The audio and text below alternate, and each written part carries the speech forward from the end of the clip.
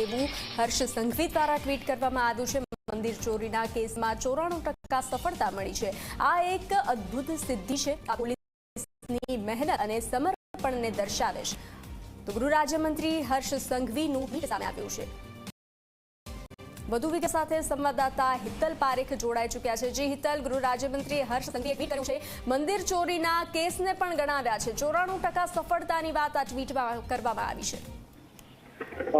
જી ચોક્કસ એવું કહી શકાય કે જે પ્રકારે ગૃહ રાજ્યમંત્રીએ ટ્વીટ કર્યું છે ને, અત્યારે ગુજરાતમાં ગુજરાત પોલીસ દ્વારા તેરા તુચકો અર્પણનો કાર્યક્રમ યોજાયો છે અને ક્યાંક ને ક્યાંક જે પ્રકારની ચોરીની ઘટનાઓ બની હતી અથવા મોબાઈલ ચોર હોય કે અન્ય ચોરીઓ થઈ હોય, એમાં પોલીસે ગુનેગારોને પકડીને તેમની પાસેથી જે વસ્તુઓ કબજે કરી છે એ વસ્તુઓને પાછી આપવાની કામગીરી ગુજરાત પોલીસ દ્વારા કરવામાં આવી રહી છે। એ અંતર્ગત જે મંદિરોની ચોરી હતી અને એનો પણ ગુનો ઉકેલાયો છે અને એ ગુના અંતર્ગત જે ભગવાનના જે સોના ચાંદીના દાગીના હોય કે જે ચોરી થઈ હતી એ પણ પાછી આપવામાં આવી છે અને તેના જ આધારે ગૃહ રાજ્યમંત્રીએ આ ટ્વીટ કર્યું છે કે અત્યાર સુધી આવા ગુનાઓ ઉકેલવામાં 94% જેટલી સફળતા મળી છે।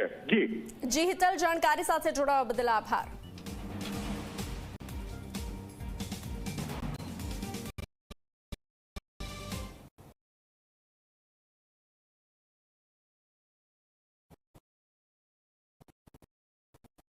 પીએમ મોદી સાથે કપૂર પરિવાર મલેશિયાએ મુલાકાત કરી હતી।